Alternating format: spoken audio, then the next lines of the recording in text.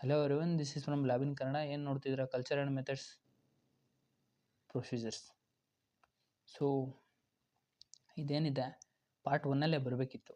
Actually ಅದು video duration ಜಾಸ್ತಿ ಆಗಿದೆ. ಸೊ ಆಲ್ಮೋಸ್ಟು ನೀವು ಅಷ್ಟು ನೋಡಿದ್ರೇ ಹೆಚ್ಚು ಅಂದ್ಕೊಂಡು ನಾವು ಮನಸ್ಸಿನಲ್ಲಿ ಕ್ಯಾಲ್ಕುಲೇಷನ್ ಮಾಡಿ ಈಗ ಪಾರ್ಟ್ 2 ಮಾಡ್ತಾಯಿದ್ವಿ. ಪಾರ್ಟ್ 2ನಲ್ಲಿ ಇನ್ನು ಮಿಕ್ಕಿರೋದೊಂದು ಸ್ವಲ್ಪ ಇದೆ, ಅದೊಂದು ಸ್ವಲ್ಪ ನೋಡಿ ಮುಗಿಸ್ಬಿಡೋಣ ವೀಡಿಯೋನ. ಅಲ್ಲಿಗೆ MTBನ ಮುಕ್ತಾಯ. So culture is gold standard test for tuberculosis diagnosis. ಕಲ್ಚರಲ್ಲಿ ಗೋಲ್ಡ್ ಸ್ಟ್ಯಾಂಡರ್ಡ್ ಟೆಸ್ಟ್ ಅಂತೇಳಿ ಯಾವುದು ಕರಿತೀವಿ ಅಂದರೆ ಗೋಲ್ಡ್ ಸ್ಟ್ಯಾಂಡರ್ಡ್ ಕಲ್ಚರ್ಗೆ ಸಾಲಿಡ್ ಮೀಡಿಯಾ ಬಂದುಬಿಟ್ಟು Lowenstein Jensen media, liquid media ಬಂದುಬಿಟ್ಟು MgITR ಯೂಸ್ಡ್ ಅಂತೇಳಿ, MgIT ಅಂತೇಳಿ ಒಂದಿದು. ಸೊ ನೆಕ್ಸ್ಟ್ ನೋಡೋದಾದರೆ culture can take 2 to 8 weeks to grow the mycobacterium tuberculosis. Calculate ಮಾಡಿ, 7 ರಿಂದ 8 ವಾರಗಳು ಅಂದರೆ ಒಂದು ಮಂತಲ್ಲಿ 4 ವಾರ ಅಂದರೆ ಆಲ್ಮೋಸ್ಟು 2 ತಿಂಗಳು ಬೇಕಿದ್ದು ಬೆಳೆಯೋದಕ್ಕೆ. ಇನ್ನು automated improve system speed and ಅಕ್ಯುರೆನ್ಸಿ.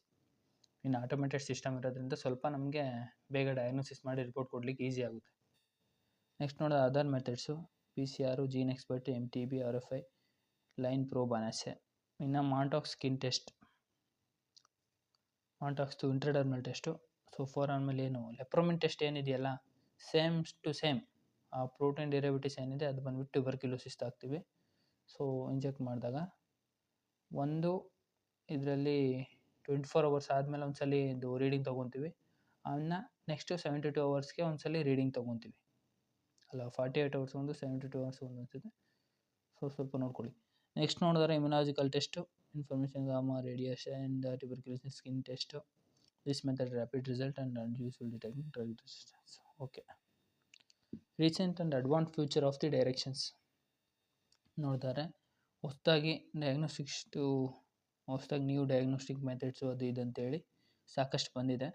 Plus automated ಅದು ಇದು ಅಂತೇಳಿ ನಮಗೆ accuracy plus speed plus reporting ಎಲ್ಲ ಬೇಗ ಎಷ್ಟಾಗುತ್ತೋ ಅಷ್ಟು ಬೇಗ ಹಂಗೆ ಮಾಡಿದೆ. So next global collaboration to key the ending of the tuberculosis epidemic. So almost ಎಲ್ಲ ಕಡೆಯೂ ಅಂದರೆ ಎಲ್ಲ ಕಡೆಯಿಂದನೂ ಕೊಲಾಬ್ರೇಷನ್ ಅಂದರೆ ಒಂದುಗೂಡ್ಕೊಂಡು ಸೊ ಟ್ಯೂಬರ್ಕ್ಯುಲೋಸಿಸ್ನ ಎಂಡ್ ಮಾಡೋದಕ್ಕೆ ಟ್ರೈ ಮಾಡ್ತಿದ್ದಾರೆ. ಪ್ರಿವೆನ್ಷನ್ ಆ್ಯಂಡ್ ಕಂಟ್ರೋಲ್ ನೋಡಿದರೆ BCG vaccine. BCG full form ಗೊತ್ತಿದ್ದರೆ ಕೆಳಗಡೆ ಕಮೆಂಟ್ ಬಾಕ್ಸಲ್ಲಿ ಕಮೆಂಟ್ ಮಾಡಿ.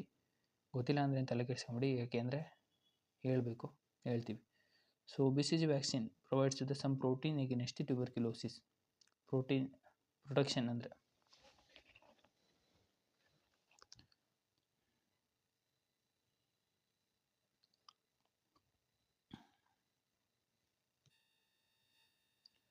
ಪ್ರಿವೆನ್ಷನ್ ಆ್ಯಂಡ್ ಕಂಟ್ರೋಲ್ ನೋಡಿದರೆ BCG vaccine so provide the protection against the tuberculosis.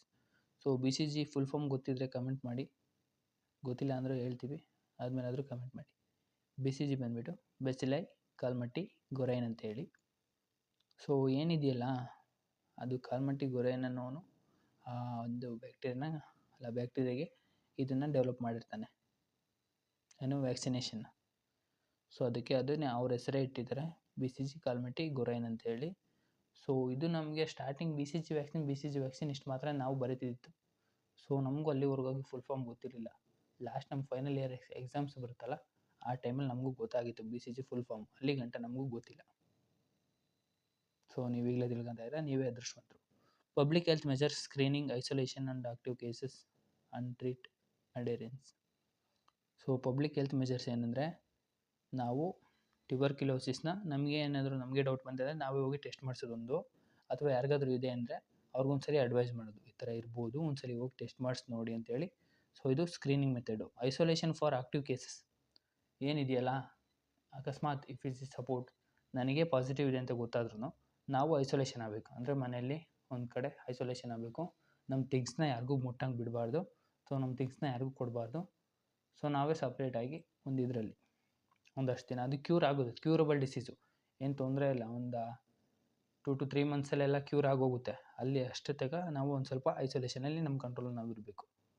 So next treatment and awareness. Treatment ಅಂತೂ ಕೊಡ್ತಾರೆ, ಗೌರ್ಮೆಂಟಿಂದ ಫ್ರೀ ಟ್ರೀಟ್ಮೆಂಟ್ ಕೊಡ್ತಾರೆ ಬೇಕಾದ್ರೆ.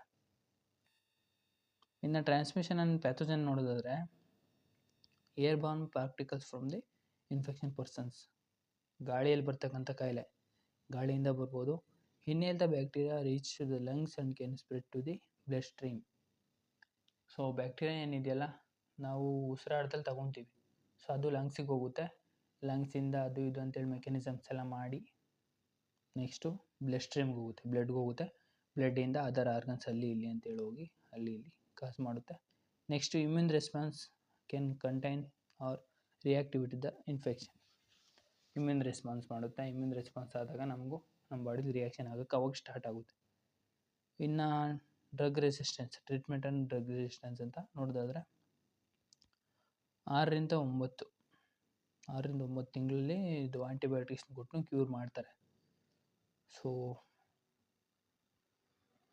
ಅಥವಾ 3 ಮಂತ್ಸ್ ಆಗ್ಬೋದು, 6 ಮಂತ್ಸ್ ಆಗ್ಬೋದು, 9 ಮಂತ್ಸ್ ಆಗ್ಬೋದು, ಒಟ್ಟು ಕ್ಯೂರಬಲ್ ಡಿಸೀಸು ಕ್ಯೂರ್ ಆಗುತ್ತೆ. ಟ್ರೀಟ್ಮೆಂಟ್ಸ್ ಎಲ್ಲ ಅದು ಇದಂತೇಳಿ ಕೆಲವೊಂದು ಆ್ಯಂಟಿಬಯೋಟಿಕ್ಸು ಅದು ಇದಂತೇಳಿ ಇನ್ಕ್ಲೂಡ್ ಆಗಿದೆ. ನಮಗೇನು ಅಷ್ಟಾಗಿ ಮ್ಯಾಟ್ರ್ ಆಗೋಲ್ಲ. ಸೊ ಬಿಟ್ಟಾಗಿ. Thank you guys. ಏನಾದರೂ ಡೌಟ್ಸ್ ಇದ್ದರೆ ಕಮೆಂಟ್ ಮಾಡಿ.